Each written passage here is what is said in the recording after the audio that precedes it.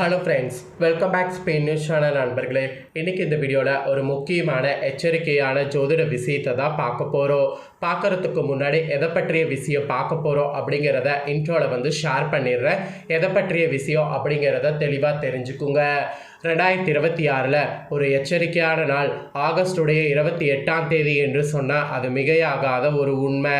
அன்னைக்கு தமிழ் மாதம் ஆவணியுடைய 11ஆம் நாள், கிழமை அன்னைக்கு வெள்ளிக்கிழமை. இந்த வெள்ளிக்கிழமை கரெக்டாக பார்த்தீங்கன்னு வச்சுக்கோங்களேன், காலையில் பௌர்ணமியானது இருக்குது. இந்த ஆவணி மாதத்தில் பௌர்ணமி வரக்கூடிய அந்த கடைசி நேரத்தில் இந்த ஆண்டுடைய கடைசி இறுதி சந்திர கிரகணமானது நடைபெற இருக்கு. சந்திர கிரகணம் காலையில் 6:30 மணிக்கு ஸ்டார்ட் ஆகி 12:45 மணிக்கு முடிவடைகிறது. கிட்டத்தட்ட 5-6 மணி நேரத்துக்கு மேலே கிரகணமானது நடைபெற இருக்கு. இந்த சந்திர கிரகணம் பகல் நேரத்தில் நடைபெறதுனால இந்த கிரகணம் இந்தியாவில் பார்க்க முடியாது. ஆனால் கிரகணத்துடைய சூத காலம் இந்தியாவில் இருக்குது. கிரகணம் நடைபெறும் போது கரெக்டாக கிரகங்கள் எப்படி அமைஞ்சிருக்குன்னா, சூரியன் சிம்ம ராசியில் கேதுவோடு இருக்கிறாரு, சந்திரன் கும்ப ராசியில் ராகுவோடு இருக்கிறாரு. இந்த மாதிரி கிரகணமானது ஏற்படுகிறது. அதுவும் மற்ற நாடுகளில் பகுதி நேர சந்திர கிரகணமாக தெரியும், இந்தியாவில் தெரியாது. கிரகணம் நடக்கும்போது சில விஷயங்கள் பண்ணக்கூடாது என்பது சொல்லப்படும். அதில் மெயினாக சொல்லப்படக்கூடிய ஒரு விஷயம் என்னென்னா, கிரகண நேரத்தில் எதெல்லாம் சாப்பிடணும் எதெல்லாம் சாப்பிடக்கூடாது அப்படிங்கிறது வரையறுக்கப்பட்டிருக்கும். அப்படி வரையறுக்கப்பட்டிருக்கக்கூடிய அதை தான் நாம் ஃபாலோ பண்ணணும். ஸோ அது என்னங்கிறது தான் இந்த வீடியோவில் ஷேர் பண்ண போகிறேன். ஸோ என்னெல்லாம் சாப்பிடணும் என்னெல்லாம் சாப்பிடக்கூடாது அப்படிங்கிற முக்கிய விஷயங்களை இந்த வீடியோவில் தெரிஞ்சுக்குங்க. வீடியோவை ஃபுல்லாக பாருங்கள், அப்போ தான் என்னங்கிறத தெரிஞ்சுக்க முடியும். சந்திர கிரகணம் இந்தியாவில் தெரியாமல் இருந்தாலும் சூதகாலம் இருக்குது, அதனால் இதெல்லாம் ஃபாலோ பண்ணும். சந்திர கிரகத்தப்ப சாப்பிடக்கூடாதவ என்னென்னங்கிறத இப்போ சொல்கிறேன், தெளிவாக தெரிஞ்சுக்குங்க. சந்திர கிரகணங்கிறது ஒவ்வொரு ஆண்டும் 2 மற்றும் 3 முறை வரக்கூடும். அந்த வகையில் இந்த வருடம் கடைசி கிரகணம் ஆகஸ்டுடைய 28ஆம் தேதி பகுதி சந்திர கிரகணமாக ஏற்பட இருக்கு. சந்திர கிரகணத்தின் போது பூமி, சூரியன் மற்றும் நிலா ஆகிய 3 ஒரே நேர்கோட்டில் வரும். அப்போ வரும்போது பூமியின் நிழலில் நிழல் கடந்து சென்று தற்காலிகமாக மறைந்துவிடும். இது முழு பௌர்ணமி நாளில் மட்டுமே நிகழக்கூடிய கிரகணமாகும்.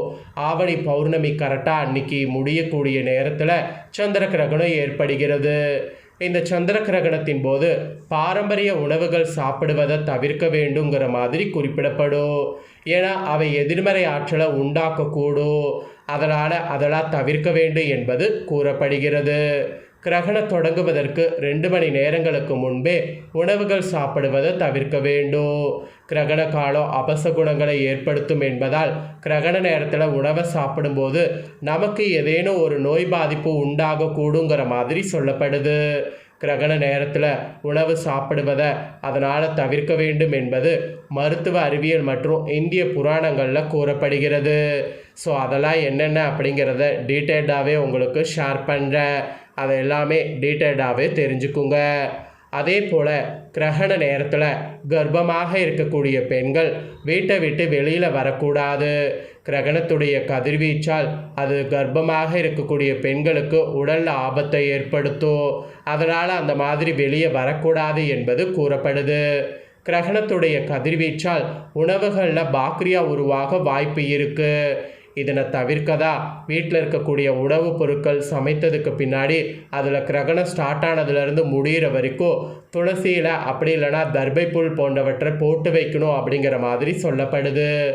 இந்த வகை கிரகணம் ஏற்படும் போது இதிலிருந்து வரக்கூடிய கதிர்கீச்சுகள் மனிதர்களுடைய உடலில் பாக்டீரியாவை உருவாக்கக்கூடிய ஆபத்தை இருக்குது. அதை தடுக்கக்கூடிய விதமாக தான் சமைத்த எல்லா உணவுகளையுமே நீங்கள் இந்த மாதிரி யூஸ் பண்ணும் அப்படிங்கிறது சொல்லப்படுது. அதே சமயம் இந்த கிரகண சமயத்தில் நீங்கள் உணவை சாப்பிட்டால் அது உங்கள் உடலில் நோய்கள் வருவதற்கு அதிக வாய்ப்பு இருக்குது. அந்த ஒரு காரணத்தினால தான் அந்த நோய் வராமல் இருக்கணுங்கிறதுனால கிரகண இடத்துல நீங்கள் உணவை சாப்பிடுவது உங்கள் வயிறுக்கு வலி மற்றும் செரிமான பிரச்சனைகளை ஏற்படுங்கிறதுனால சாப்பிட வேண்டாம் என்பது அவாய்ட் பண்ணப்படுது. ஸோ சந்திர கிரகணத்தின் போது சாப்பிடாமல் இருக்கணும் அப்படிங்கிறதுக்கான மெயின் ரீசனே பார்த்தீங்கன்னு வச்சுக்கோங்களேன், இந்த கதிர்வீச்சுக்களால் உருவாகக்கூடிய பாக்டீரியாக்கள் தான். அது சாதாரணமாக இருக்காது, அது ரொம்ப கொடூரமாக இருக்குங்கிறதுனால தான் இந்த மாதிரி நீங்கள் சாப்பிடக்கூடாதுங்கிறது சொல்லப்படுது.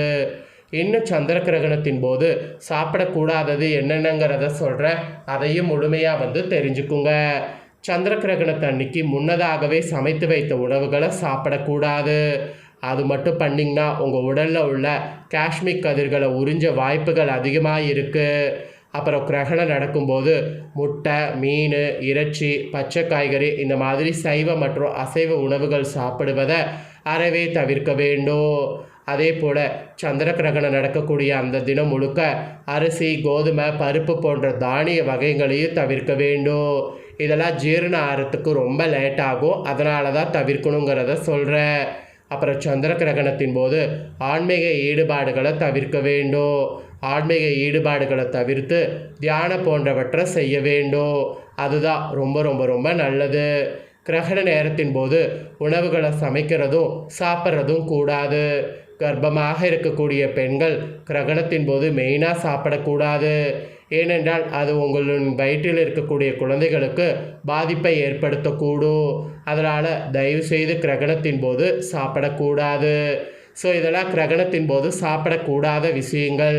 இப்போ சந்திர கிரகணம் நடக்கிற அன்னைக்கு சாப்பிடக்கூடியவை என்னென்னங்கிறத சொல்கிறேன், அதை நோட் பண்ணிக்கோங்க.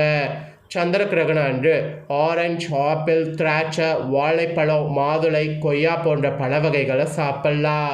அப்புறம் நட்ஸ் வகையான முந்திரி, உலர் திராட்சை, பாதாம், பிஸ்தா போன்றவற்றை சாப்பிட்லாம். அப்புறம் சந்திர கிரகணத்திற்கு 2 மணி நேரங்களுக்கு முன்னதாகவே இட்லி, தோசை, வேக வைத்த காய்கறிகள் போன்ற உணவுகளை சாப்பிட்லாம். அப்புறம் நாம் சாப்பிடக்கூடிய உணவுகளில் துளசி அல்லது தர்பைப்புல் போன்றவற்றை போட்டு எடுத்துக்கொண்டால் ஆரோக்கியமான உணவு கிடைக்கும் என்று கூறப்படுது. கிரகணம் முடிந்த பிறகு புதிதாக உணவுகளை சமைத்து சாப்பிட்லாம். முன்னோர்களுக்கு உணவு வைத்து வழிபடுவது நல்லது. கோவில்களுக்கு சென்று தரிசனம் செய்த பிறகே உணவு சாப்பிட வேண்டும், அவசரப்பட்டு சாப்பிடக்கூடாது. ஸோ கிரகணத்தின் போது இந்த மாதிரி தான் சாப்பிட்ணும். கிரகணம் நடக்கும்போது எதை சாப்பிடக்கூடாது, எதை சாப்பிட்ணும் அப்படிங்கிறத எல்லாமே டீட்டெயில்டாக இந்த வீடியோவில் ஷேர் பண்ணிட்டேன். இதை தெரிஞ்சிருப்பீங்க. இதற்கேற்ப நடந்து பலன் பெறுங்க. இதை நீங்கள் பார்த்தது போல் உங்கள் ஃப்ரெண்ட்ஸ் ஃபேமிலி இருக்கவங்களும் பார்த்து பலன் பெறணும்னு நினச்சிங்கன்னா வீடியோ லைக் பண்ணி உங்கள் ஃப்ரெண்ட்ஸ் ஃபேமிலிக்கு ஷேர் பண்ணுங்கள். உங்கள் ஃப்ரெண்ட்ஸ் ஃபேமிலியில் இருக்கவங்களும் இந்த சந்திர கிரகணத்தின் போது என்ன சாப்பிட்ணும், என்ன சாப்பிடக்கூடாது அப்படிங்கிறத தெரிஞ்சு இதற்கேற்ப நடந்து பலன் பெறட்டும். இதே போல் புதிய தகவல்களை தெரிந்து கொள்ள மறக்காமல் நம்ம சேனலை சப்ஸ்கிரைப் பண்ணுங்கள், கூட பெல் பட்டனை ப்ரெஸ் பண்ணுங்கள். அதை நீங்கள் பண்ணிட்டீங்கன்னா இனி நான் போகிற மற்ற அப்டேட்டான எல்லா வீடியோஸும் உடனுக்குடனே தெரிந்து கொள்ளலாம்.